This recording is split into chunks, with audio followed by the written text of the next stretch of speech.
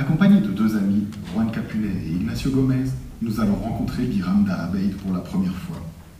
C'est non seulement le début d'une aventure humaine hors du commun, mais aussi d'une amitié qui sera forgée dans l'épreuve.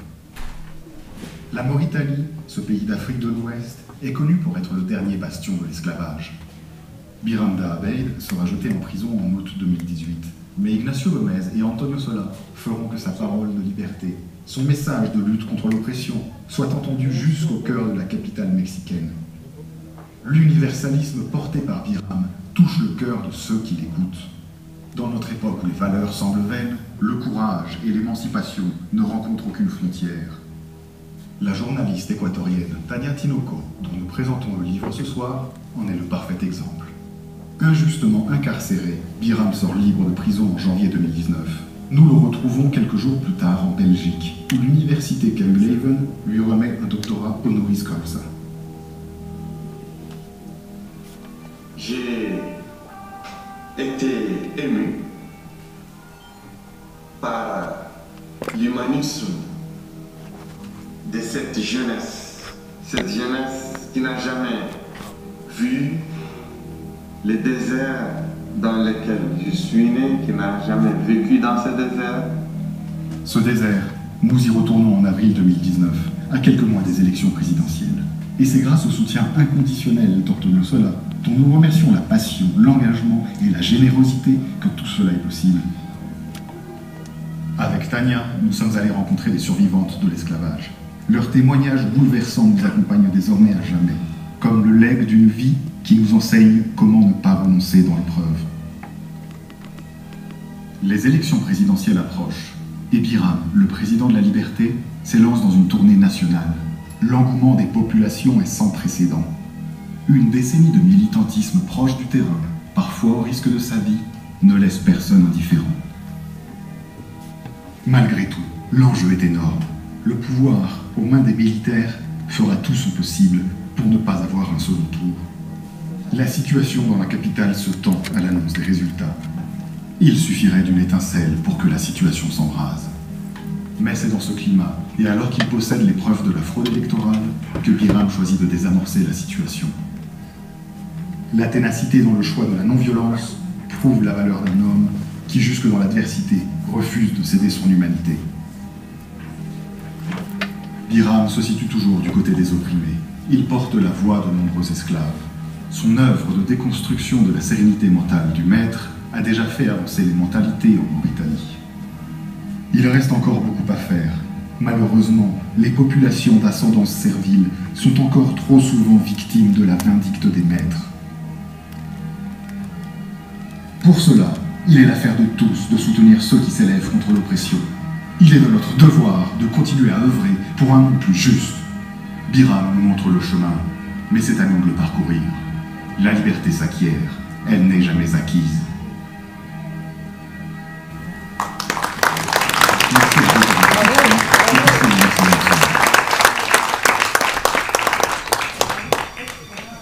Mais je vais dire ces mots dans la langue du pays que nous reçoit aujourd'hui. Lorsque ma femme et moi décidons de créer la fondation Liderar con sentido común, nous pensons toujours à construire un monde meilleur pour nous et aussi pour les leaders dans le monde qui sont capables de transformer des vies. Biram, président, vous êtes l'honneur. Votre slogan de votre dernière campagne à laquelle vous nous avez donné l'opportunité de participer, Ma vie, ta liberté, est le véritable échantillon de votre engagement envers votre peuple et pour un monde meilleur. Aussi, celle de Leila qui vous a accompagné dans votre combat pendant toutes ces années. Je sais que vous allez être président de la Mauritanie. Bravo! président de la Mauritanie. Aussi, que vous gouvernerez pour tous avec justice et respect de votre peuple, rendant l'espoir qu'il a perdu aujourd'hui. Et je sais, Président, que vous recevrez le prix Nobel de la paix que vous méritez déjà.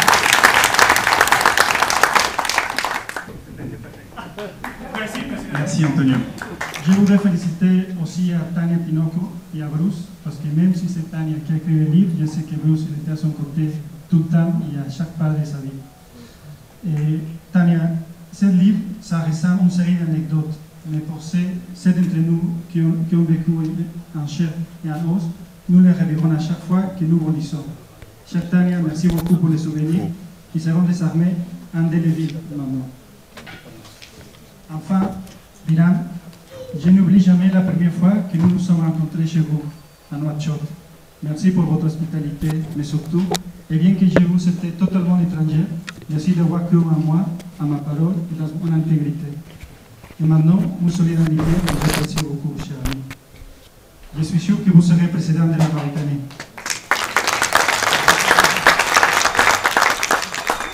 Je suis sûr que vous ferez de votre idéal, de votre combat, une réalité.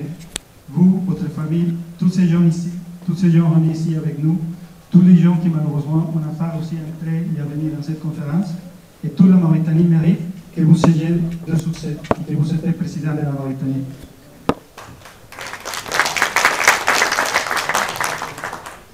Et pour conclure, comme l'a dit notre ami Mathieu sur les vidéos que nous avons vues, Biram nous montre le chemin, mais c'est à nous de le parcourir. Parce qu'il faut se souvenir tout le temps que la liberté s'acquiert. Elle n'est jamais acquise. Merci beaucoup.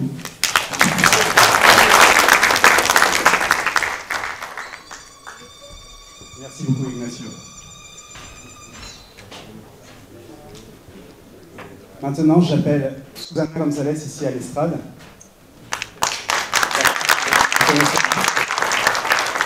Susana González est titulaire d'un master de sciences internationales et diplomatie, donc je lis tout le slide. Originaire de Guayaquil, a 35 ans d'expérience en politique.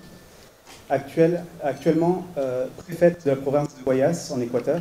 Elle a aussi été vice-préfète de la province de Guayas et ex-conseillère municipale de Guayaquil entre 2014 et 2018, ex-législatrice de la République et ex-ministre du Commerce extérieur. Donc elle a de l'expérience. Merci d'être venu ce soir.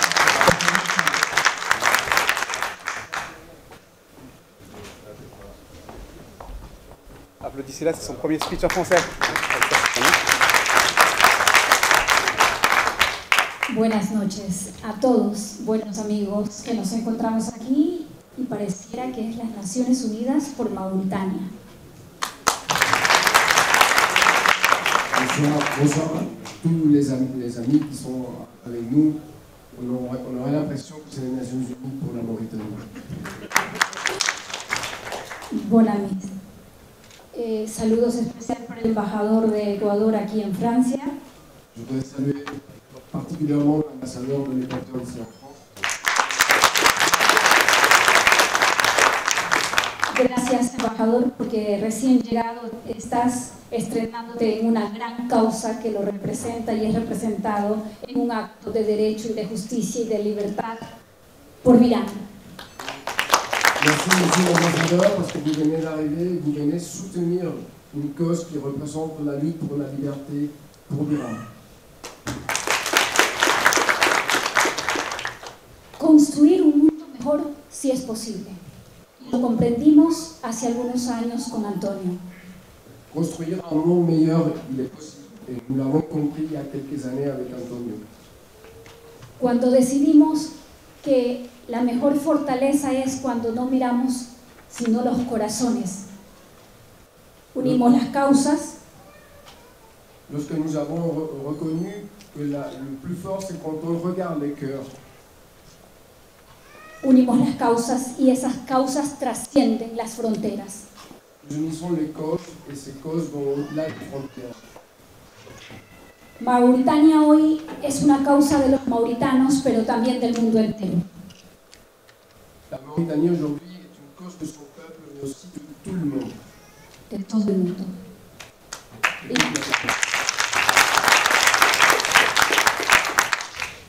Hay hombres que luchan un día y son buenos. Il y a des hommes qui font la lutte un jour et sont considérés bons. Hay hombres que luchan algunos años y son más buenos. Il y a des hommes qui luttent quelques années, ils sont encore meilleurs. Y hay otros que luchan toda la vida. Esos son los imprescindibles. Et il y a des hommes qui luttent toute leur vie et ceux-là sont imprescindibles. Virán es imprescindible para Mauritania.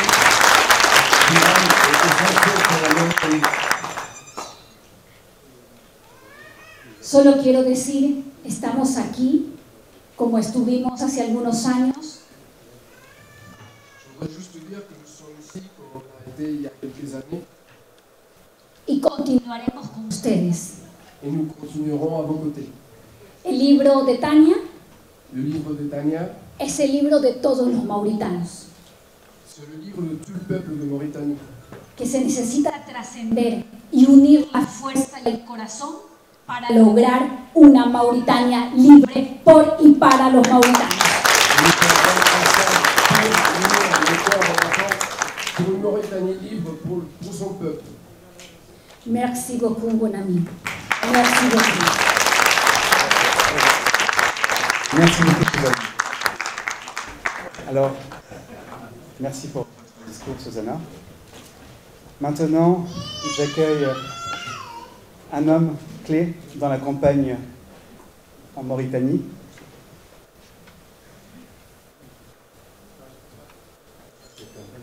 Bakary Tandia, je vous appelle à l'estrade, le directeur national de la campagne de Biram d'Abaïd en 2019.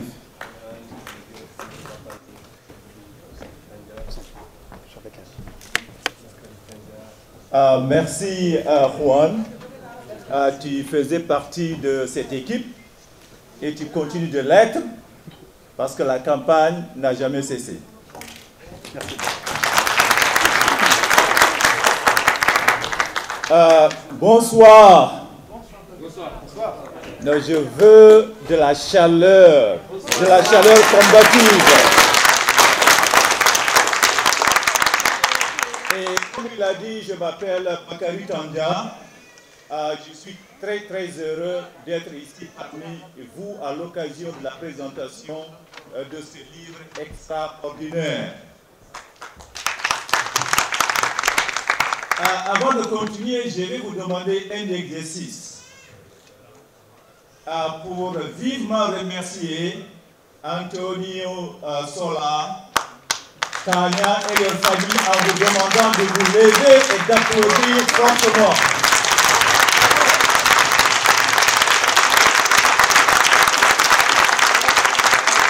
Merci.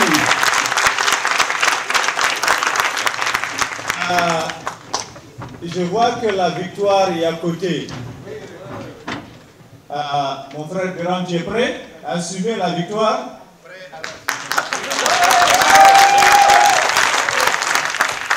Donc voilà, ce livre est un livre extraordinaire.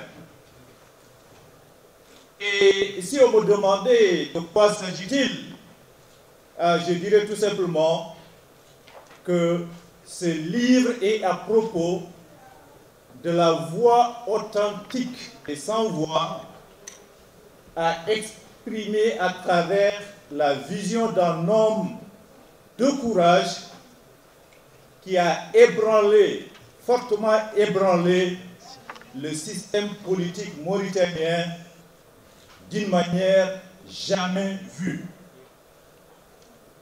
Parlant de courage, chaque fois que j'ai eu l'occasion de parler, je fais toujours référence à un grand écrivain et américain, Maya Angelou. Et elle a dit que chaque fois qu'elle est interviewée, elle finit toujours par parler de courage. Pourquoi? Parce que le courage est la vertu des vertus. Sans le courage, on ne peut pas exercer les autres vertus. Vrai ou faux? Et c'est ce courage qui avait accepté à Biram la mission que son père lui a confié. C'est ce courage qui lui a permis de porter sur ses épaules ce fardeau écrasant. Avec le courage, tout est possible. Et c'est ce courage également, quand il m'a appelé pour me demander de venir diriger sa campagne, j'ai accepté à partir de New York, à partir de Big Apple, bien que j'étais au loin du pays pendant plusieurs années, ignorant les réalités, j'ai accepté. C'était comme une mission impossible. Mais avec le courage et la détermination, tout est possible. Je savais qu'il y avait beaucoup de défis, des défis politiques, des défis sur le terrain. J'ai accepté et je suis parti, je me suis focalisé sur la mission comme un aigle qui se focalise sur sa proie. On oublie tout le reste et tous les risques. Donc voilà. C'est pourquoi, en tout cas, j'ai accepté cette mission. Et dans ce livre, Antonio a dit quelque chose de très intéressant qui mérite méditation. Quand il a fait la distinction entre la motivation et l'inspiration. La motivation, c'est lorsqu'on pousse une personne à faire quelque chose. L'inspiration, c'est lorsque, à partir de votre fond intérieur, il y a cette lumière qui vous motive, qui vous amène à décider. Et je crois que tout ce que Biram a fait, c'est l'inspiration venue du message que son père lui a confié. Il mérite un applaudissement soutenu.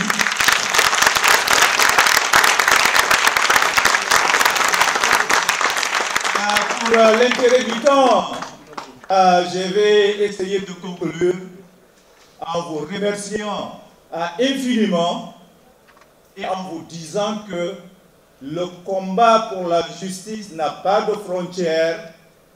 La preuve en est que nous avons ici des personnes qui sont venues de Mexico, d'Équateur et d'ailleurs.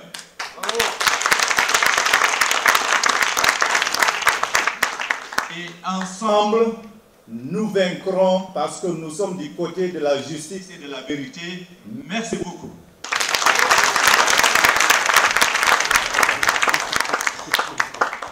Merci pour ce discours, Bakary.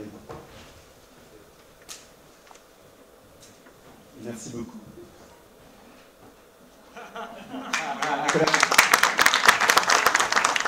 Claude fraternel, c'est un combat universel et nous sommes tous frères et sœurs dans celui-ci. Maintenant, j'appelle ici à l'estrade Tania Tinoco, auteur de ce livre, également journaliste, émérite en Équateur. Des applaudissements pour Tania, s'il vous plaît. Merci. Buenas noches. Bonsoir. Voy a pedirles para empezar que levanten la mano si tienen con ustedes algún documento de identificación. Je vais d'abord vous demander de lever la main des personnes qui ont sur elles une pièce d'identité, un document qui les identifie. La pregunta puede parecerles absurda, pero es una forma de intentar explicar.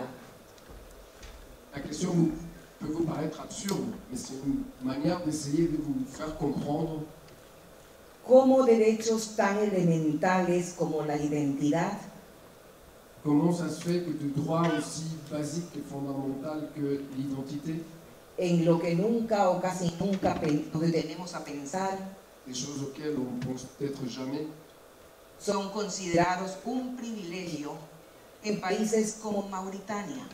c'est un véritable privilège dans des pays comme la Mauritanie.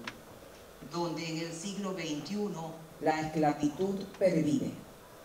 Un pays où en plein 21e siècle, il y a encore de l'esclavage.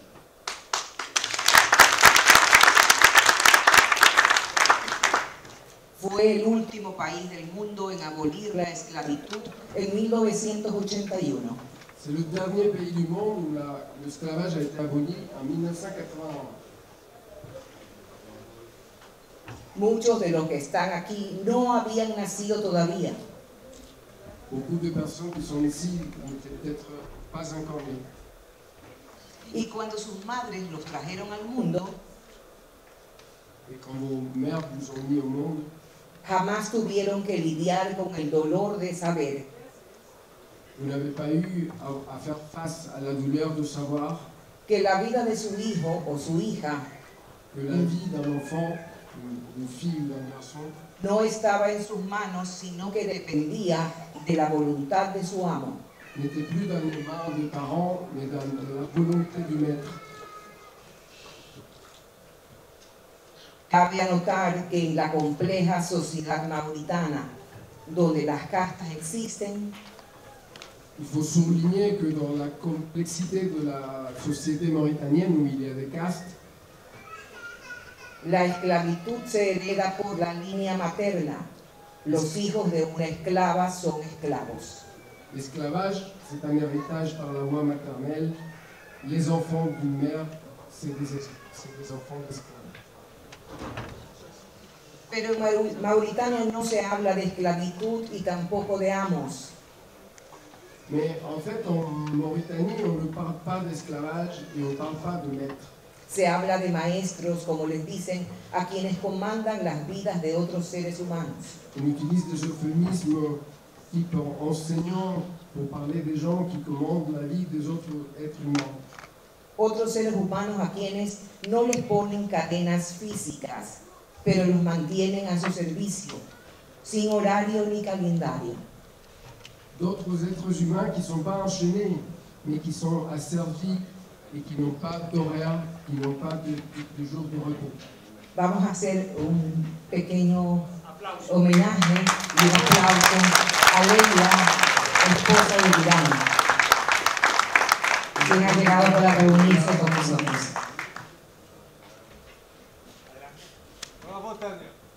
Como les decía, en Mauritania hay un régimen de esclavitud no reconocido. Donc je vous disais, en Mauritanie, il y a un régime d'esclavage qui n'est pas reconnu comme tel. Para llegar a estas conclusiones dolorosas, perversas, Pour arriver à cette situation douloureuse et perverse, en un mundo que en contraparte ha alcanzado tantos logros, à l'intérieur d'une planète et dans le monde où, d'autre part, il y a des succès, fue necesario visitar Mauritania, il a fallu visiter la Mauritanie, caminar por sus calles, marcher, parcourir les rues, conversar con sus gentes y ver en acción a ese líder gigante que es Biram. discuter avec les gens et voir sur place ce leader, ce genre qui est Biram. De él supe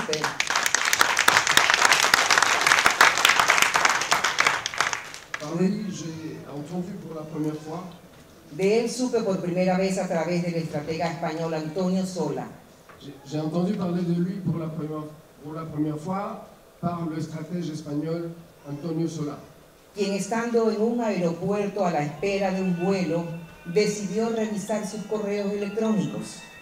C'est lui qui, en fait, il attendait un vol dans un aéroport et il décide de vérifier ses courriers électroniques. Hallando entre ellos el de un mexicano llamado Ignacio Gómez, Et il trouve parmi ce mail celui d'un Mexicain appelé Ignacio Gómez, quien lo buscaba para que conociera la situación de un senador mauritano que estaba en la cárcel. Ignacio le cherchait pour lui faire connaître l'histoire d'un sénateur mauritanien qui était en prison. El detenido, Biram Da Abeid, quería buscar la presidencia de su país con la ayuda de Antonio Sola. Biram Da Abeid voulait chercher la présidence de son pays avec l'aide d'Antonio Sola. Pero no tenía ni un euro. para costear la campaña política que requería. Mais il n'avait pas le moindre sou pour payer la campagne nécessaire. Solo dijo sí cuando conoció la causa de vida de Biram, la libertad. Sola a dit oui du moment où il a connu la cause de la vie de Biram, la liberté. Y fue entonces al seno de su hogar en Guayaquil, Ecuador, para acordar con su esposa Susana González destinar recursos propios y sumarse a esta causa superior. Et il a donc décidé d'aller voir chez lui sa femme pour lui parler de la question de destiner son propre argent pour soutenir la cause de Biram.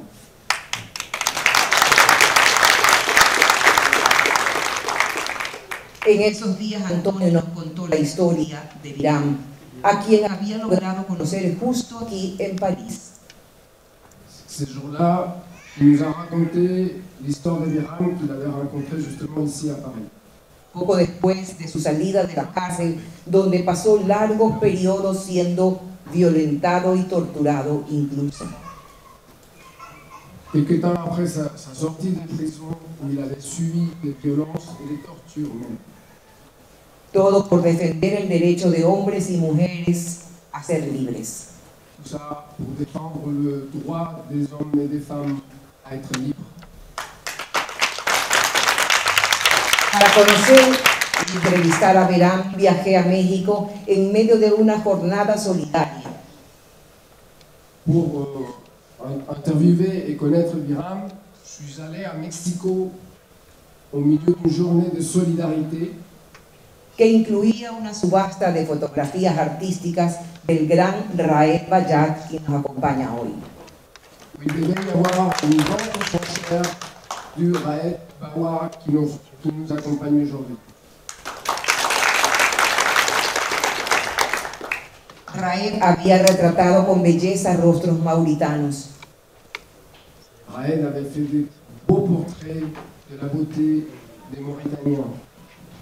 No fue una sola entrevista, sino varias, que se suscitaban entre cafés, hoteles, en medio de caminatas. Et en fait, ça n'a pas été juste une interview, mais de longues discussions qui ont eu lieu dans des cafés, lors de promenades, un peu partout dans la ville. Biram no tenía reparos en responder, y entonces ya lo habían empezado a llamar el Mandela mauritano.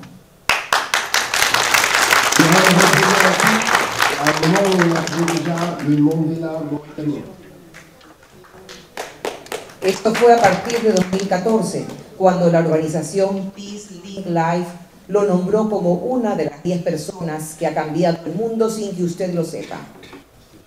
Ça, c'était en 2014, au moment où l'organisation Peace Link Live décide de le nommer une des 10 personnes qui ont changé le monde sans que vous vous rendez compte. Y luego la revista Time, en 2017, lo colocó en la lista de los 100 hombres más influyentes del mundo.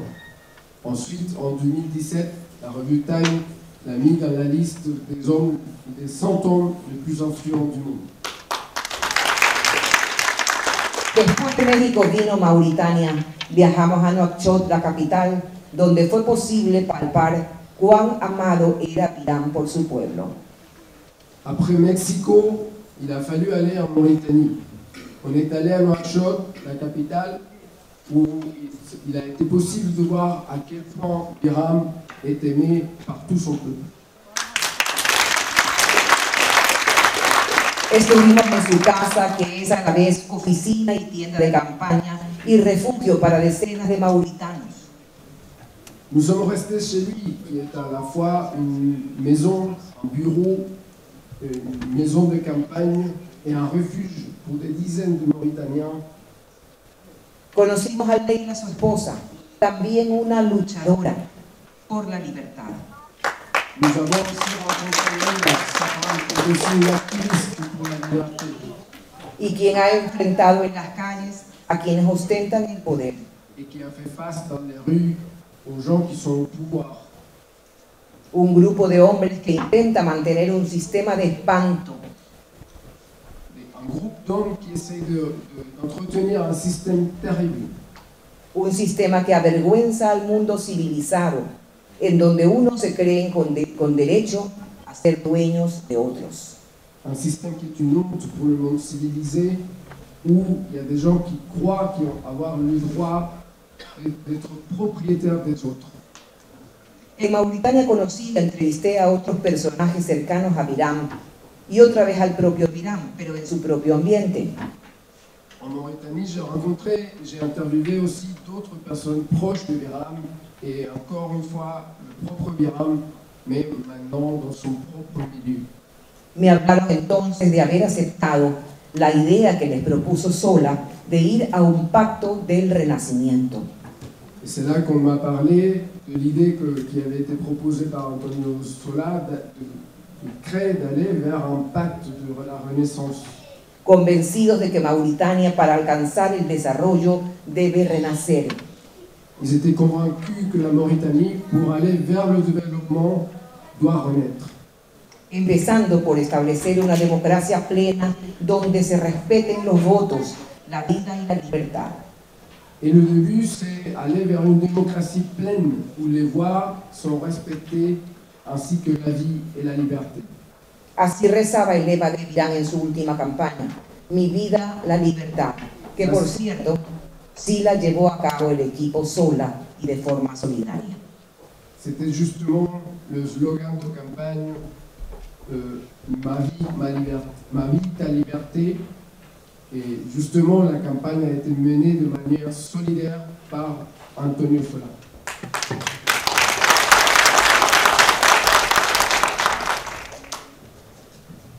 Nada de esto parecía interesarles a las esclavas libertas que entrevisté. En fait, c'est des choses qui ne semblaient pas vraiment intéresser les femmes libérées que j'ai interviewées. Una de ellas, Barca, tenía alrededor de 40 años, pero creía que su vida ya estaba terminada. Une parmi elles, Barca, elle avait à peine 40 ans, mais elle croyait que sa vie était finie.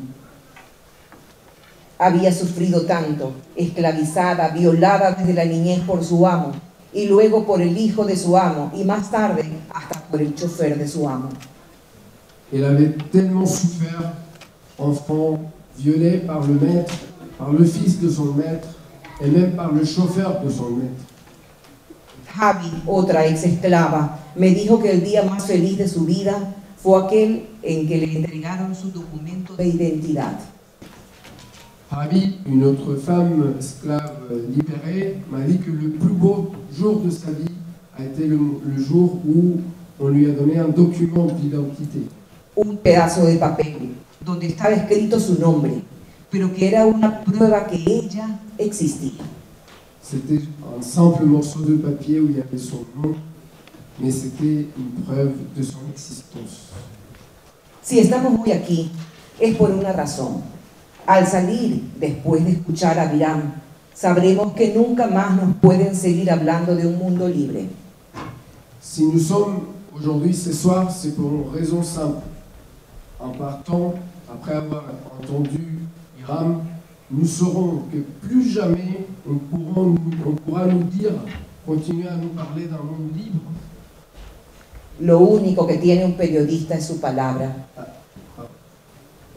On ne pourra plus jamais nous parler d'un monde libre alors qu'il existe un régime d'esclavage où la vie de quelques-uns semble n'avoir aucune valeur.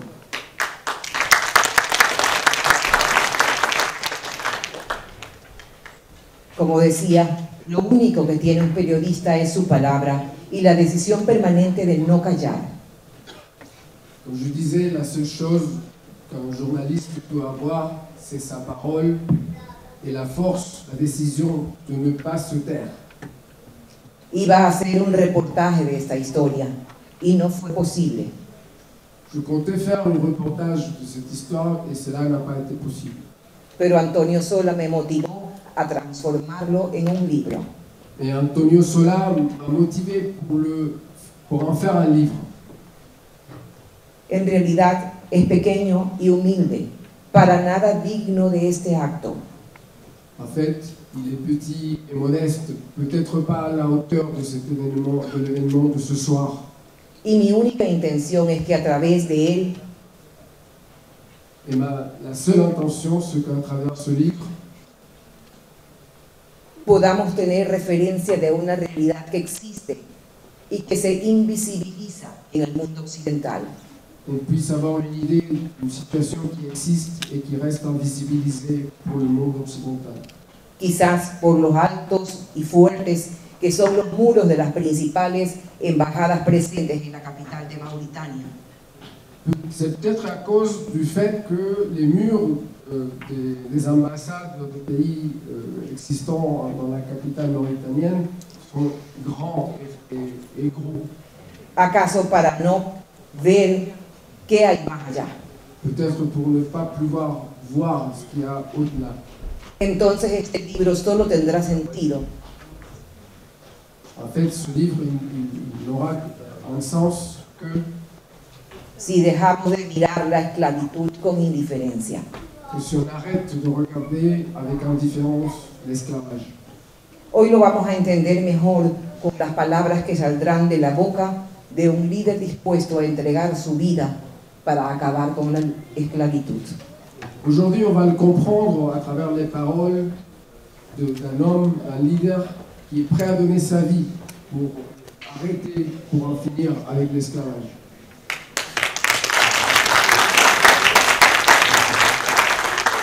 Terminaré estas palabras recordando la primera pregunta que hice a Biram en Ciudad de México. Et je voudrais finir cette présentation par quelques mots, par une question que je posais à Biram à la ville de Mexique. ¿Cuándo usted nació? Vous êtes né quand? Sonrió antes de responder y dijo, Il a souri avant de répondre et il a dit: realmente no lo sé. El día de mi nacimiento no fue registrado. El año que me han dicho parece que es correcto, pero nadie lo sabe con certeza. Franchement, je ne sais pas.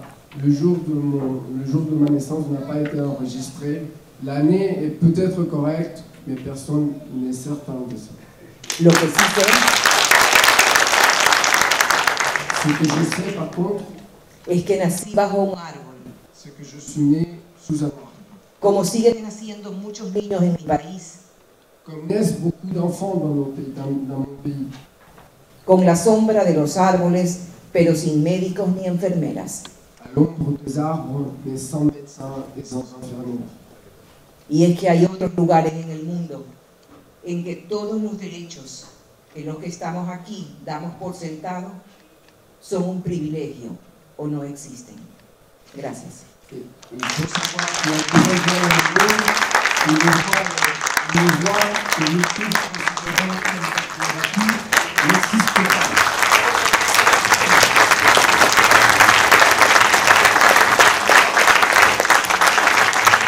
Merci Daniel pour ce récit drastique. Explique l'ensemble de la famille.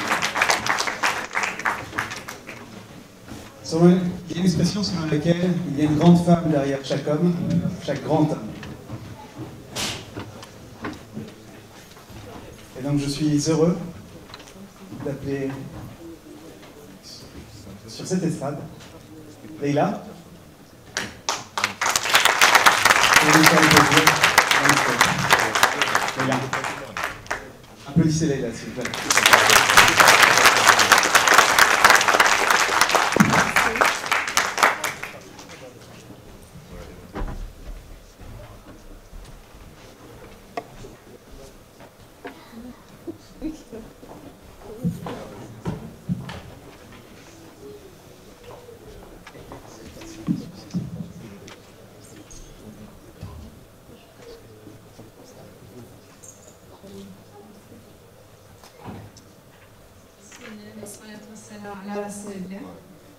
Mes salutations à vous tous. Vous salue tous, chacun par son nom. Elle vous remercie sincèrement, elle remercie Madame Tania. Elle va parler en hassania parce que son français peut faire parler en hassania.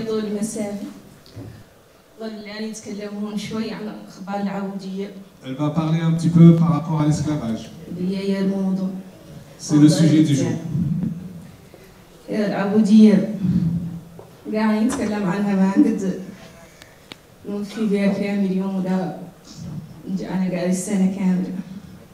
va parler de l'esclavage, mais elle ne peut pas parler de toutes les problématiques par rapport à l'esclavage.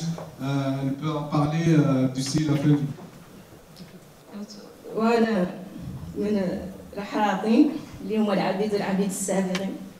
Elle fait partie des esclaves, mais les anciens esclaves.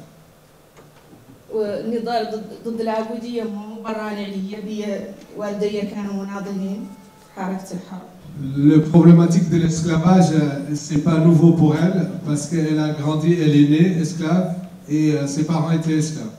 Bon, Leila a dit que la lutte contre l'esclavage n'est pas étranger.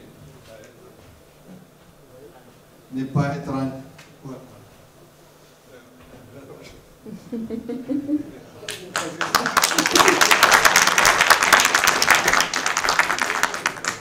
Je vais juste un peu reprendre la dernière question.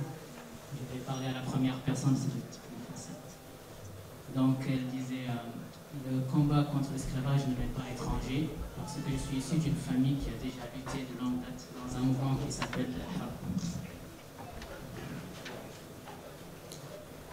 زاد على ذاك مولي رئيسي برام الداوي عبيد مولي معرفتي انا هو اللي جانا في اخبار العبوديه اجا كان تلميذي الوالدي. Et en plus de cela, mon président Biram Dahabit, nous avons fait connaissance dans le cadre de la lutte contre l'esclavage sur qui était élève de nous. ايوه بعد ذاك مولي المشوار طويل كان هو في حركة SOS اسكلاف نجدة العبيد من ثم عدلت حركة إرهاب وذوك العبيد اللي يحرروا فيها كان مازال هو في نجدة العبيد ومازال في اللجنة الوطنية لحقوق الإنسان حكما عنهم وكاملين جاوا للدار كان اللي شرب عني أنا اللي حكما عني مستقبلتهم خاصة اللي محرر إرهاب. Ils ont commencé la lutte dans un mouvement qui s'appelle SOS Esclaves. Tous les esclaves qui avaient été libérés dans le cadre de cette lutte et par la suite a continué dans le mouvement ERA, c'est moi qui les accueillais, qui les réceptionnais quand ils sont dans la justice.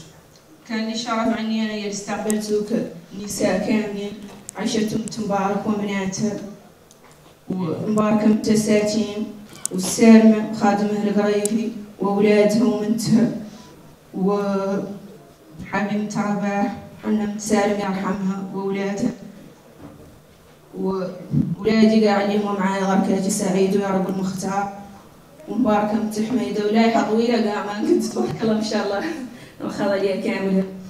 انتو كان لي شرفت عني انا هي اللي كنت مستقبلة ذوك العبيد وياسر منهم كانوا الحمد لله في الدار بما فيهم قاع تلك اللي مازالوا غركاتي في دارنا.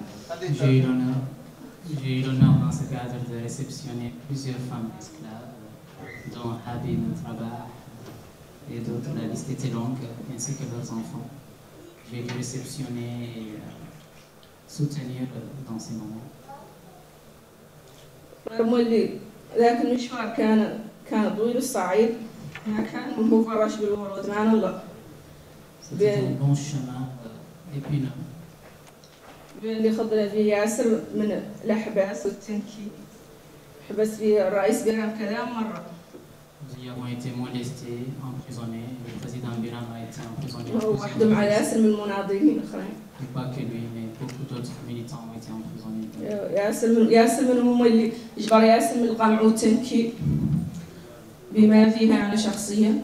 Beaucoup de militants ont reçu de l'oppression. سال ياسر من الدم وفما وحدات دقت ويجيهم اللي اندمطوا سال دمهم اللي دقت وكر عينهم ياسر ظلم مشي ومونا خلنا عيف عشرية محمد بن عبد العزيز. Beaucoup de sang a coulé, des femmes ont eu les bras cassés et nous avons subi beaucoup de violences policières à l'époque.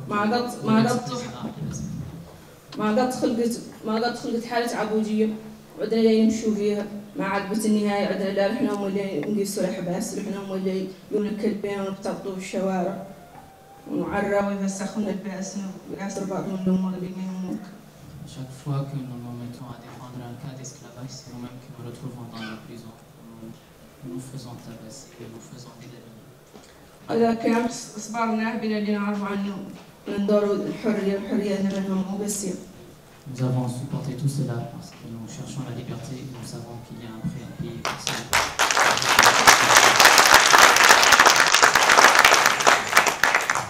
ما زلنا مولي ماشيين في ذاك ما تغيرنا عنه شيء. لا عندنا ركعت الحمد لله ساركين من الأحباس، رئيسنا سارك من الحبس، ساركين من البطل في البلديات والشوارع والتنكيل بينا. غير بعد الظلم لا ما زال. لا ما زال خالد. Dans la même voie, nous luttons toujours pour la même cause, même si dernièrement on subit moins de violence qu'avant et le président parle moins en prison qu'avant. Mais il y a toujours les mêmes cas d'esclavage et le chemin est toujours. لا راجعين علينا عاد بعد ما فهم التنكيل ولا فهم الأحباس واللي عندهم الناس مظلومين لا يلتفت إليهم. Nous espérons quand même que malgré il n'y a plus de violence et d'emprisonnement, qu'il y ait une pensée quand même pour toutes ces personnes qui vivent en esclavage. العبيد اللي وحروا الخدم مازال الآن أثار العبودية مازالت الآن مازال الآن محرومين من ياسر من الأمور لأنهم هم محرم أسلاو تحت العبودية غير اللي مازال فهم ياسر من ظلم ياسر من القلب نقول تتبع نقول. Même ceux qui ont été libérés de l'esclavage vivent encore et toujours les séquelles de cet esclavage.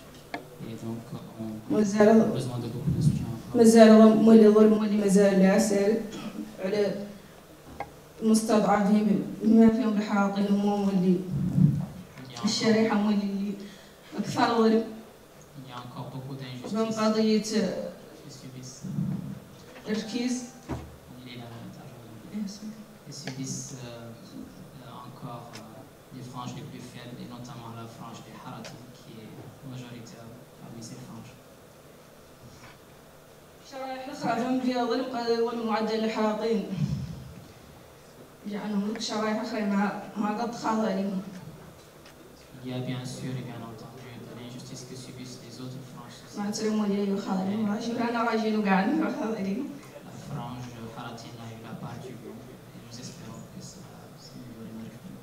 بيوم اللي هذه قضية تركيز حكما عنها مستهدف فيها الحراقين ولادهم واللي ذوكما محبسهم عدلهم يأسر من التعذيب والتنكيل. Cela s'est illustré notamment dans l'affaire dite de Rkiz, une localité en Mauritanie, où particulièrement les gens issus de la frange des Haratim ont été ciblés et ont subi des violences et la torture. ملاشي من الحراقين المستضعفين مشابههم بعيد من أهلهم جابوا الحبس وصدقهم أهاليهم بماتي بعض جابوا ياسر المعاناة والتعب يوم اللي قاعدة جديد اليوم الحبس ما يعرفهم ساكن هم اللي ويمشي من الشاشة الصغار قالوا عنهم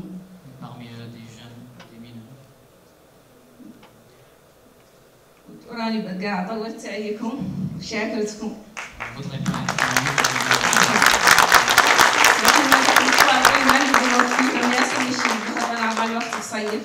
السلام عليكم.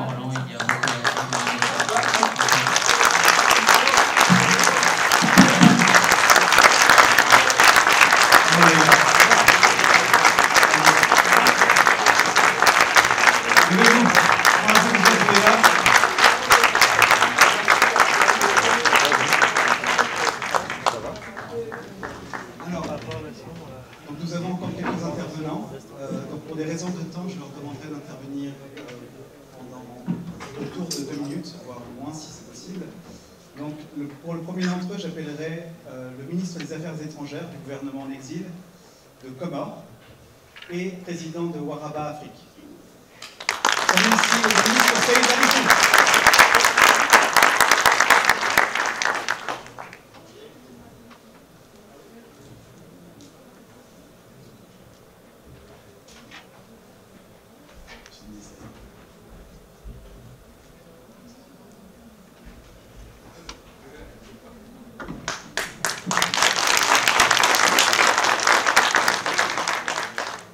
Assalamu alaikum wa rahmatullahi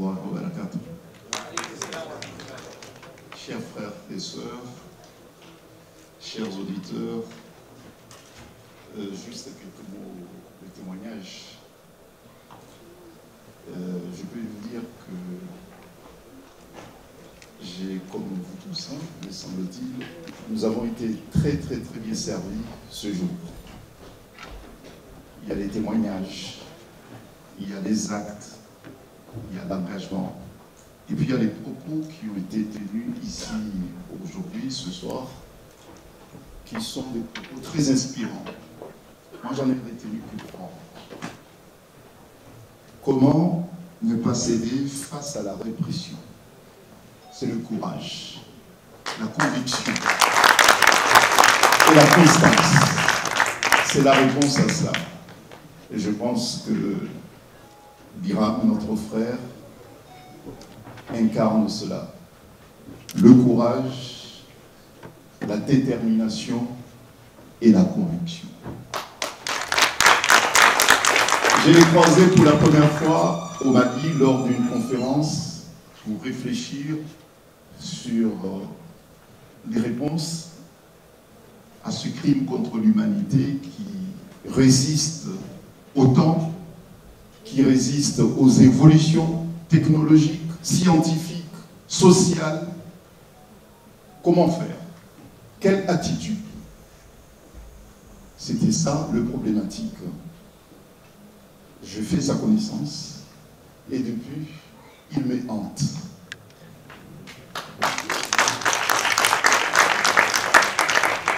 Et puis, deuxième expression, la liberté s'acquiert et n'est jamais acquise. Et je constate amèrement que notre continent est le continent qui est le plus exposé, qui en est le plus victime de ce phénomène de violence gratuite. Nous avons souvent la facilité de penser que 60 ans, plus de 60 ans après nos indépendances, l'autre est toujours responsable de tous les crimes commis chez nous, par nous-mêmes. Je pense que le premier acte que nous devons adopter, c'est d'être responsable. Lorsqu'on est responsable, personne ne peut vous piétiner. Lorsque vous êtes responsable, vous inspirez la confiance et puis l'admiration, voire même le respect. Lorsqu'on est responsable, on ne peut pas perpétuellement dire que c'est la faute de l'autre. 60 ans, on est adulte, 60 ans, on sait ce qu'on veut. Et 60 ans, on est bien responsable. Assumons-nous et personne ne marchera sur nous. Et puis, troisième gratification, puisque je pense que c'est la gratification pourquoi on a été bien gratifié. Les personnages, les témoignages qui ont été apportés ici, et l'expression, effectivement, c'est l'illustration même de cette expression qui dit que le combat pour la justice, le combat pour l'humanité n'a pas de frontières. N'a pas de frontières. Il s'agit des combats humains. Il s'agit de l'humanité. Et lorsqu'on parle de l'humain, le reste n'est que subsidiaire. N'est que subsidiaire. Lorsqu'on parle de l'humain. Lorsqu'on parle de l'humain, on traverse toutes les frontières. Puisque c'est l'être humain qui mobilise. Qui est mobilisé. C'est la sensibilité humaine, humanitaire qui est sensibilisée. Merci, cher frère Biram, d'avoir réuni ici les hommes et les femmes venant de tous les continents. C'est l'illustration même, effectivement, que le combat pour la justice, il n'a pas de couleur, il n'a pas de frontières, puisque là, on parle de l'humain. Merci et bon courage.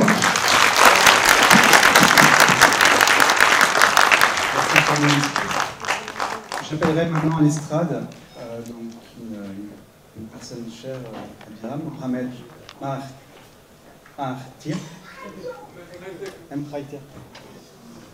S'il vous plaît.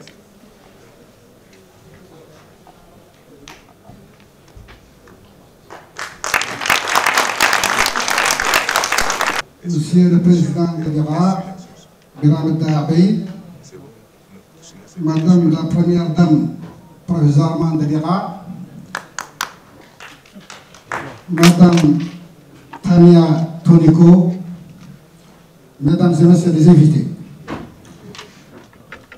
Permettez-moi tout d'abord de louer l'effort précieux de Madame Tinoco qui a hardiment déployé ses efforts pour nous entretenir dans la genèse de la lutte courageuse et ascendante de l'école nord-ouest africaine, le président Biram Dahbeit.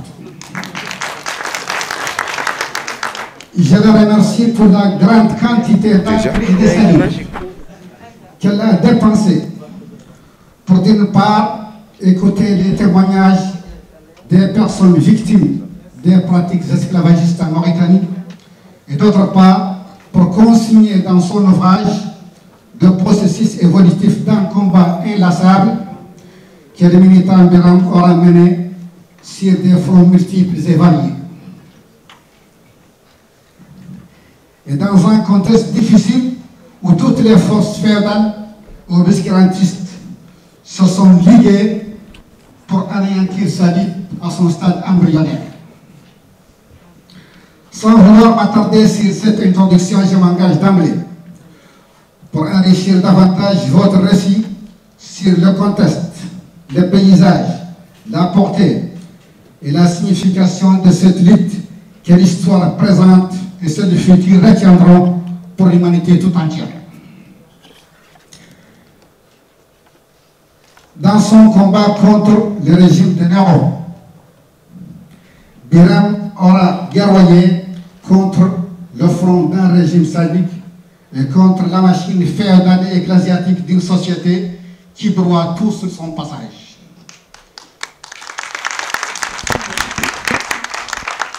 Mais que sait-on sur la cause qu'il défend? La communauté haratine représente plus de 60% de la population mauritanienne. Cette présence démographique notoire s'explique par deux facteurs économiques et sociaux. Sur le plan économique, l'on constate qu'il est rare de rencontrer une famille morte de quelque âge social qu'elle soit qu'elle n'ait pratiqué l'esclavage à grande, petite ou moyenne échelle. Sur le plan économique,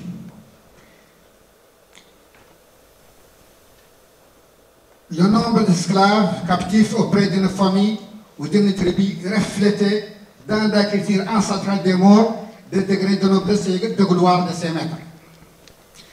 L'explosion du taux de natalité au sein de cette communauté était encouragée par leurs maîtres, nonobstant les dispositions de la charia qui interdisent la fornication et l'adultère.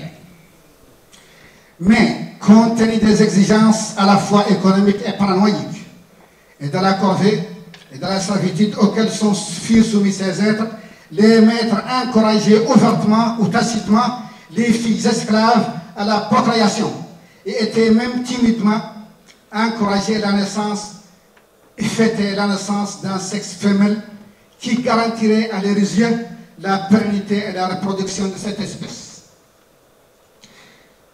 Si l'on fêtait la naissance d'une fille esclave, au même titre que l'on fête la naissance d'une veine quand une vache met bas.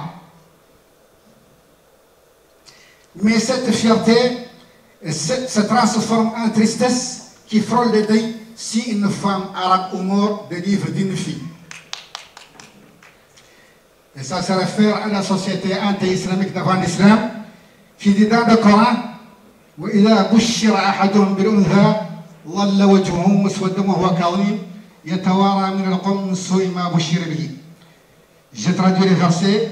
Et si l'annonciation de la naissance d'une fille tombe, il passe toute la journée au visage renfrogné, il soustrait à la foule à cause du remords qui le ronge. Saint Coran, Abril 58.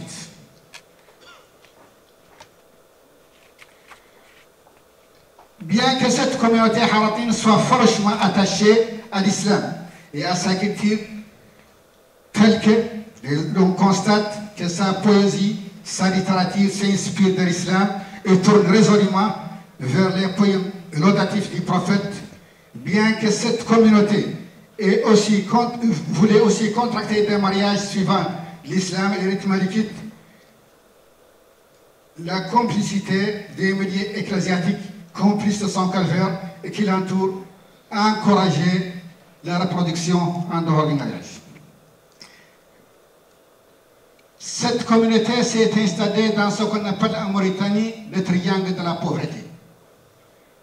Mais que sait-on sur ce triangle de la pauvreté? Si l'Égypte est en don du Nil, et si la Mésopotamie nous a offert la civilisation arabo-musulmane du Tigre et de l'Euphrate, il n'en demeure pas moins que le triangle de la pauvreté, ou le terroir d'alimentation des Agouagas, se situe en Mauritanie, entre ce qu'on appelle le gorgon noir et le gorgon blanc. Entre, autour et à l'intérieur de ces deux gorgones, toutes les communautés haratines s'y sont entassées. Ils constituaient une pléthore d'œuvres, de main-d'œuvre, et qui sont affranchis relativement de l'esclavage pour devenir ou subir une nouvelle sorte de métayage sur des terres immatriculées au nom de leur maître. Le gorgone blanc, drainé par les eaux du plateau de la Saba, et le gorgone noir, drainé par les eaux du Tigre de Taga. À l'intérieur de ces deux gorgones, plus de 60% de la population mauritanienne subit des pratiques esclavagistes les plus équilibrées. Aux environs de l'Exaïba qui constitue l'embouchure du fleuve Sénégal, ces communautés s'y entassent pour donner une nouvelle civilisation.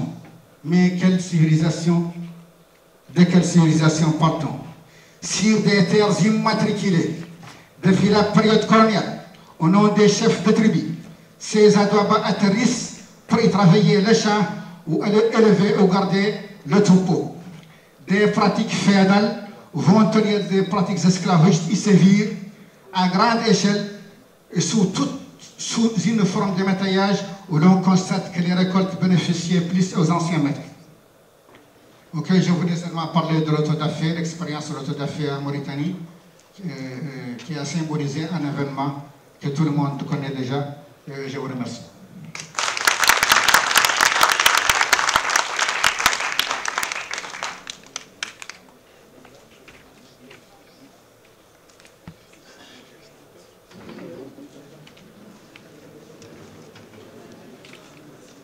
Merci pour votre intervention. Applaudissez-le s'il vous plaît.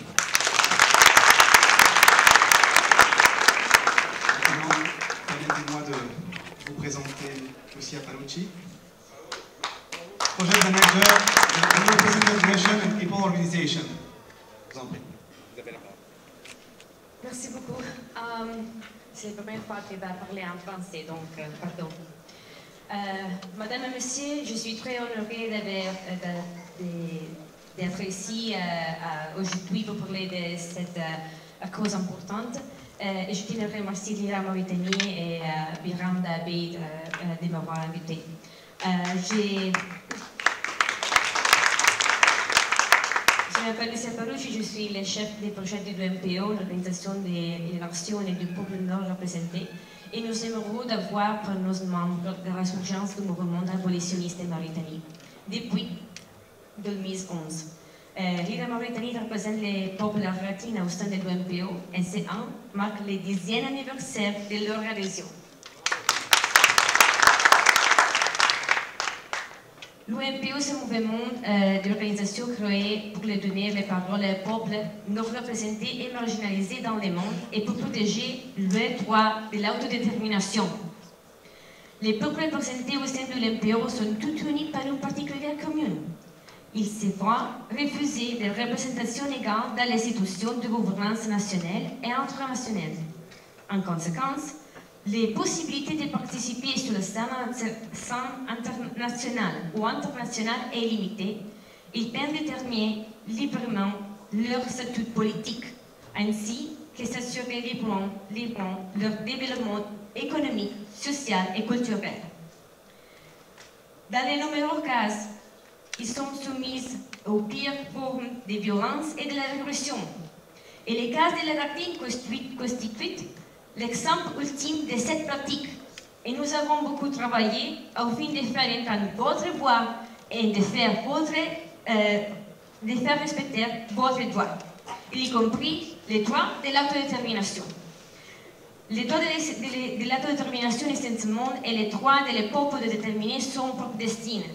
En particulier, les principes qui permettent au peuple de choisir son propre statut politique, par exemple par via des élections démocratiques, libres et équitables, y compris permettre à Biram de conduire de l'élection sans savoir être arrêté.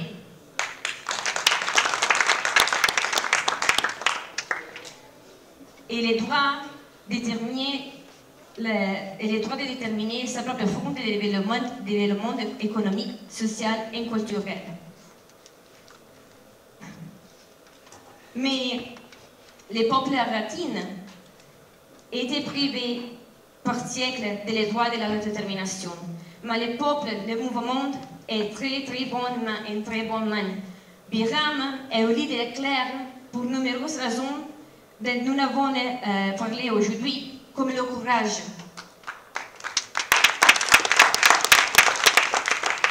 Mais surtout parce qu'il dirige son mouvement professant la paix et le dialogue. Et ce livre, il va aider toute la communauté aratine. Je vais conclure, parce que je pense que c'est très important à côté de Biram, non de moi. Donc, dans ce spirit, à l'occasion du 10e anniversaire de la collaboration IRA-UNPO, nous réitérons et renouvelons notre ferme soutien au peuple aratin et son leadership pour aller vers le meilleur avenir. Merci beaucoup. Merci beaucoup, monsieur. Alors, pour des raisons de temps, je vais appeler ici sur l'estrade, d'emblée, le président Biram Da'Abeid.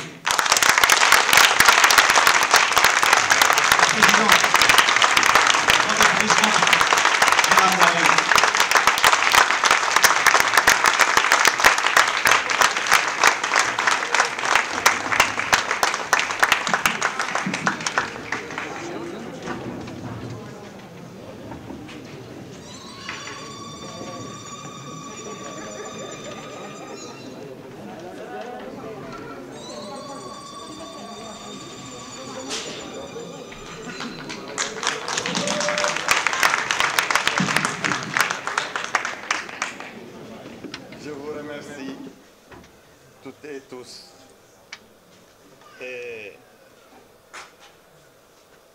Je dis d'abord notre regret à cause de la contrainte de temps que beaucoup de personnes dont la contribution est importante à la hauteur de l'importance de ceux qui ont déjà parlé devaient parler, mais malheureusement le temps nous a privés de les entendre ici, de les enregistrer ici. Ceux et celles qui ont été aussi les soldats de cette bataille que nous avons menée jusque-là.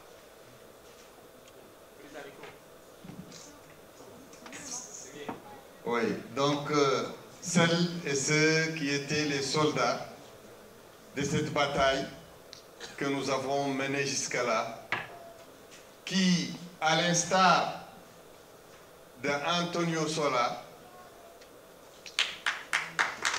de Tania Tinoco,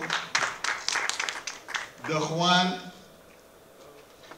de Ignacio, de Raed,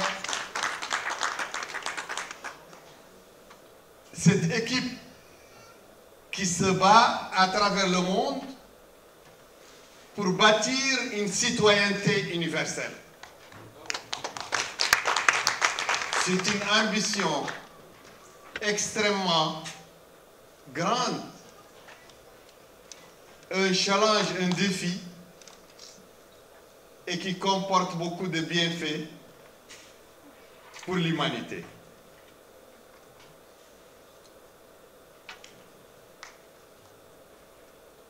Je vous salue tous, mes frères et sœurs de conviction. Mais je salue d'emblée la France. La France des mythes intellectuels et de la morale au service de l'espèce humaine. La France, le refuge des persécutés et des suppliciés de provenance diverses. Oui. Il commence à nous manquer cette France, la France des Lumières, du droit, la France épicentre des révolutions contre l'obscurantisme, la France terre de réparation des femmes et des hommes menacés dans leur intégrité en quête d'asile et de réconfort. Enfin, la France de la liberté de conscience, des engagements féministes. Des engagements féministes et de l'abolition de la peine de mort. Cette grande nation représente aujourd'hui l'un des rares et derniers lieux de la terre où l'on rêve encore d'un humanisme universel. Sans nier la face sombre de la traite esclavagiste et de la colonisation. Nous respectons ce pays dont, hélas, la belle image tire vers le déclin. Nous, Mauritaniens, peuple en lutte contre l'arbitraire, contre l'esclavage, contre le racisme. Grande était notre déception quand le ministre des Affaires étrangères et de la coopération de la France, Jean-Yves Le Drian, lors d'un débat à l'Assemblée nationale en 2018, insinua que le député Biram Dahbey, alors incarcéré à Nouakchott, serait un détenu de droit commun. Ce positionnement de la France par la bouche de son ministre des Affaires étrangères constitue un parti pris anachronique. Dans la compétition perpétuelle entre les justes et les fauteurs de supériorité raciale, les suprémacistes. Le propos explique les difficultés actuelles et grandissantes du rapport de l'ancienne puissance coloniale avec l'Afrique. Néanmoins, nous saluons et louons le soutien et l'engagement à nos côtés de nombreux amis en France. Je tiens à citer ici l'Organisation de défense des droits de l'homme et la France-Mauritanie, une association de droit européen à l'abri de la censure et de l'intimidation caractéristique des gouvernances réfractaires au droit et à la transparence sur notre continent. Notre continent ô combien pillé, meurtri par ses propres fils. Je rends hommage aux individualités qui, avec désintéressement et abnégation, ont voulu et puis perpétuer chez nous l'idée généreuse et créatrice de sens, celle des aspirations de l'individu à se libérer de l'aliénation, que résume l'article 1er de la Déclaration de 1789. Les hommes naissent et demeurent libres et égaux en droit. Les distinctions sociales ne peuvent être fondées que sur l'utilité commune. Ces mots si justes, ne sont pas le produit de ma culture. Même s'ils y trouvent un écho rétrospectif, ils résultent d'une expérience historique, loin de chez moi, et pourtant j'y écris, spontanément, dès après les avoir lus et relus. Ce message, nous nous efforçons de le relayer partout où nous mène l'interaction avec nos semblables, y compris de l'attitude lointaine. C'est notre mission et l'horizon de notre avenir de Mauritaniens. L'arrimage au monde, au grand village qui est le monde.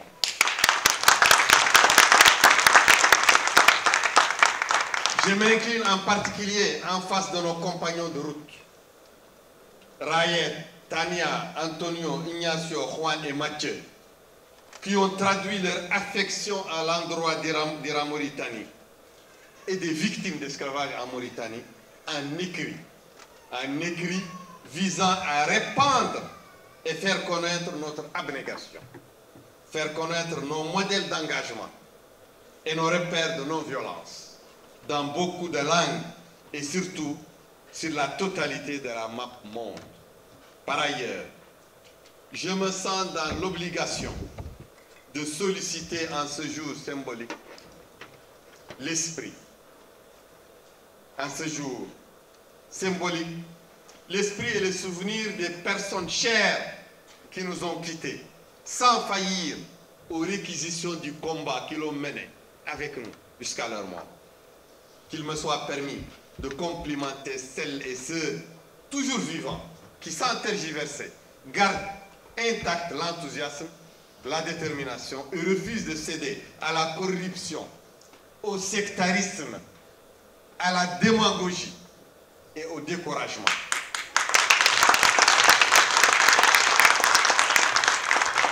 J'évoque et évoquerai sans répit les legs de l'éducation et des valeurs de mon père, Da Abeid, et de ma mère, Mata Ahmed Doussali.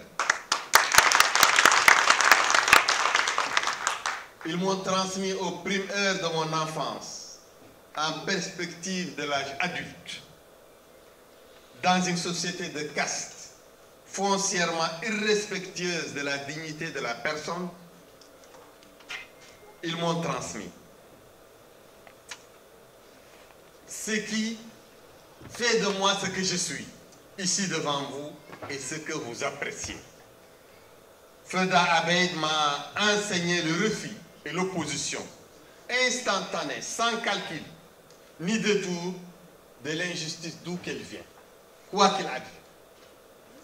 Mata Ahmed Doussali m'a dispensé une exigeante inclination à partager avec les humbles tout le matériel terrestre, les biens d'ici-bas, à donner jusqu'au dernier sou, loin de la peur du déniement et des lendemains de gêne. Ce principe guide mon action à la tête du mouvement IRA et oriente ma vie dans la sphère privée.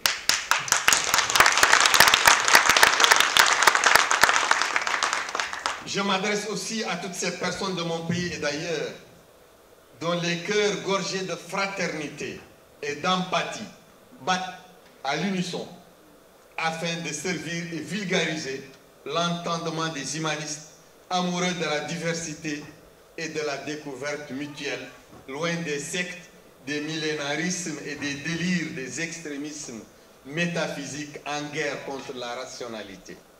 Parmi eux, je loue les défenseurs de la loi, de l'écologie et de la paix dans le respect des différences. En vérité, nous sommes pressés d'achever notre bataille locale en Mauritanie avant de nous consacrer avec vous à la mer des solidarités. Nous rêvons d'une répartition équitable des ressources de la terre et le renouvellement en vue d'améliorer l'accès à l'eau, à la nourriture, aux soins de santé et à un niveau d'éducation qui valorise par la distinction et l'excellence les sciences, les arts, la philosophie et la littérature, envers et contre la censure et les dérives inquisitoriales. Ainsi, nous participerions au recul de la xénophobie, de la faim, du populisme outrancier, des désirs hégémoniques, en particulier les plus meurtriers, en l'occurrence les extrémismes confessionnels violents. Pour notre cas, la République islamique de Mauritanie, nous avons décidé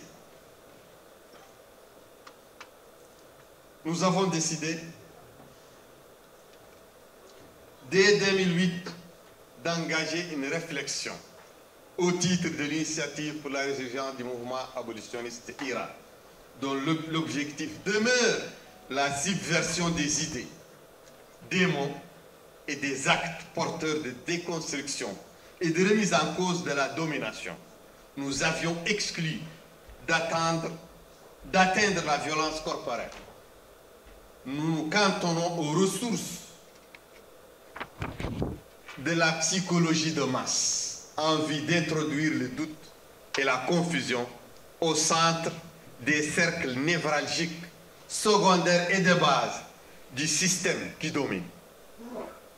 Nous demeurons loyaux à la méthode parce que nous en avons étayé et vérifié les succès. Les rapporteurs spéciaux des Nations Unies en témoignent assez bien. Le programme global de l'IRA visait dès le début la démolition de l'ascendant mental des hommes possesseurs d'esclaves sur leur bétail humain, sur leurs victimes. Il fallait saper l'outil et le ciment de la subordination des populations serviles envers la minorité hégémonique, celle des privilégiés, des dominateurs. La guerre imposée à nous par le pouvoir central, le pouvoir politique, sur délégation des tenants de l'esclavagisme, du racisme et de la suprématie linguistique, nous aura accablés d'infortune et de frustration en termes de liberté, de bien-être, d'intégrité physique et morale. Les prisons, les diabolisations, les privations de travail ainsi que les sévices, blessures, maltraitances, polymorphes étaient notre lot quotidien pendant plus de 10 ans. Les deux quinquennats de l'ancien président Mohamed Abdel Aziz nous ont valu trop d'affliction, mais ils raffermissent notre résolution. Aujourd'hui, qu'emprisonné, la justice le poursuit et la justice le poursuit. Je parle de l'ex-président Aziz, notre bourreau. Aujourd'hui, qu'emprisonné et la justice le poursuit pour des crimes économiques, nous répugnons à l'accabler. Pour ne pas paraphraser les lâches. Ceux qui se sont aplatis devant lui ou qui ont fui et qui n'ont pas accepté les défis qu'il leur a lancés et qui ont fini maintenant par s'acharner contre lui parce qu'il est mis hors d'état de nuire. Que la justice s'applique, mais pas, nous ne sommes pas avec la justice des lâches.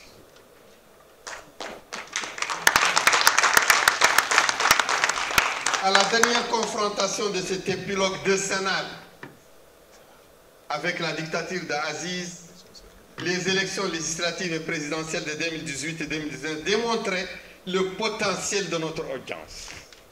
Nous sortîmes victorieux dans les urnes, en dépit des fraudes, de la privation et de l'interdiction de nos structures de participation à la démocratie, le Parti RAG et le mouvement RAG. Okay. À l'inverse du calcul de nos détracteurs, malgré les intimidations et peu de moyens, nous parvînmes à élire des députés et des conseillers de communes. J'arrivais à en croire l'instance d'organisation du vote en position de second après l'actuel président. Aujourd'hui, je prétends incarner, avec mes amis, avec notre courant, l'unique offre d'alternance au pouvoir de l'axe de l'alliance des aristocraties bureaucratiques, tribales, claniques, telles qu'instaurées sous des formes plus ou moins vernies depuis le 10 juillet 2018 à nos jours. Maintenant, chers amis, nous vivons une deuxième phase de réalisation de notre projet pour la Mauritanie et les Mauritaniens. L'État, pendant les deux premières années du mandat de Mohamed Ould Cheikh Al-Qazouani, l'actuel président, renonce à l'option de nous éradiquer, bien à rebours de son prédécesseur. Les appels au meurtre, les campagnes de dénigrement, les excommunications, la prison en plein désert sur un toit de zinc de plus de 50 degrés, les châtiments physiques ne ponctuent plus la ligne officielle à nos dépens, la ligne officielle du pouvoir. Cependant, le danger de la régression persiste car des personnalités influentes du gouvernement et de la haute administration et de la finance et de l'entourage du président Qazouani essayent d'attiser le feu afin de rompre l'apaisement en cours. Ils représentent les intérêts de la conservation des tribus, des clans et du fanatisme, toute faction que notre ambition d'égalité et de citoyenneté effraie. Oui, chers amis, comme partout, durant notre passage d'humain sur la terre, l'histoire, les arts, l'ensemble des supports de la mémoire nous apprennent que la quiétude, l'épanouissement et la sérénité s'achètent au prix de l'équité, de la bienveillance, je dirais de l'amitié et du dialogue franc. Le tarif n'est exorbitant, ni le produit surfait. Vivre sans guerre, loin de la crainte, vaut bien des précautions et une dépense immodérée de scrupules. C'est à ce pacte de transition par les réformes que nous invitons nos compatriotes et le pouvoir du moment. Nous voulons instaurer la normalité au profit de mes frères subsahariens, autochtones, bâtisseurs du pays et patriotes enthousiastes de père en fils, et les enfants de la laborieuse communauté Haratim, pourvoyeurs de barrages, de récoltes, depuis de gardiennage de bétail, depuis toujours confinés aux tâches multiséculaires de muscles et de sueur. Nous nous engageons à traquer l'esclavage et toutes les pratiques similaires jusqu'à ces derniers recoins. Nous souhaitons que les négro-mauritaniens ne puissent plus tuer, torturer, déporter impunément. Nous tenons comme objectif non négligeable à abroger les lois qui protègent les tortionnaires et imposent aux victimes le devoir de se taire, l'heure du temps, pour préserver la cohésion de la communauté du destin. À l'épreuve des frustrations et du déni de justice, la ruse ne prend plus. Cependant que personne ne conçoit de l'effroi à cause de nos emportements légitimes, nous n'avons jamais tué au cours de notre marche vers l'égalité et ne détenons aucune arme létale, à l'inverse de beaucoup de nos compatriotes et détracteurs, des civils détenteurs quasi exclusifs de fusils d'assaut et de munitions de guerre. Combien de fois n'avons-nous pas demandé au pouvoir de mettre un terme à ce déséquilibre de la terreur dont chacun ici pressent la volatilité tragique à la moindre bavure? Qu'il me soit permis de réitérer l'appel à l'intention du président de la République, Mohamed Cheikh Ghazouani. Le désarmement de la société nous semble relever de l'urgence si l'on accepte de regarder sans phare la détérioration du contexte sécuritaire au Sahel. Nous avons misé sur une cohabitation détendue avec le pouvoir de Ghazouani et la recherche collaborative des règles d'une compétition qui ne lèse la vérité du suffrage universel en vertu du principe « un homme, une voix ». Or, l'objectif requiert bien des préalables. Les législateurs ne sont pas élus avec le même nombre de votants, laissant ainsi croire que certains détiendraient une légitimité et une valeur supérieure. Le découpage des circonscriptions favorise nettement un groupe de citoyens sur d'autres. Mais il n'y a pas de drame à accepter les arrêts implacables du nombre et de l'évolution sociale. Seule la réhabilitation, je dirais l'assainissement de l'État de droit et des libertés démocratiques du Conseil constitutionnel, des forces de sécurité et de la magistrature permettront de nous économiser à tous la rançon de l'insurrection et du ressentiment. Nous chérissons la paix, certes, mais un article si précieux ne saurait, comme la paix ne saurait, se conquérir par la négligence, l'autisme ni la cécité. Je vous remercie.